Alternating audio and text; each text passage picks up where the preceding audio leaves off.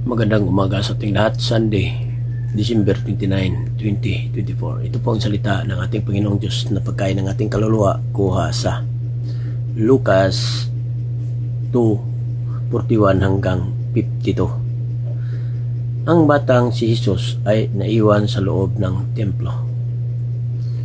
Taon-taon ay pumunta ang kaniyang mga magulang sa Jerusalem para sa pista ng paglagpas.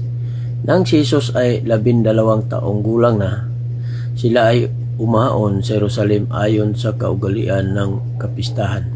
Sila ay bumalik nang mabuo na nila ang mga araw ng kapistahan.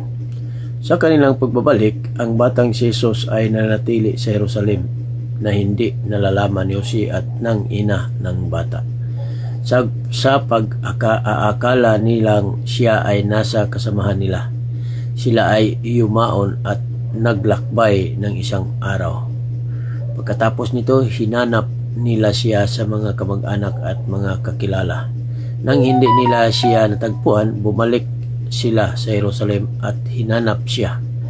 Pagkalipas ng 3 araw, natagpuan nila siya sa templo.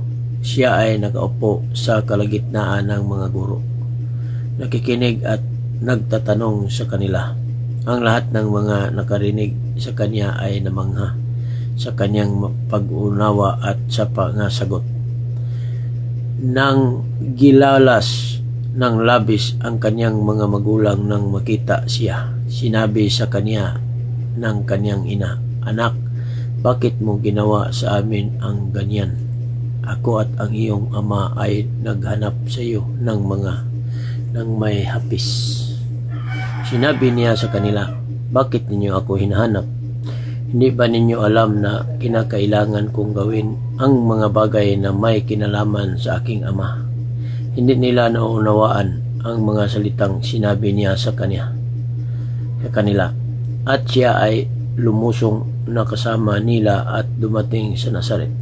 Siya ay nagpasakop sa kanila at iningatan ng kaniyang ina sa kaniyang puso ang lahat ng mga bagay na ito.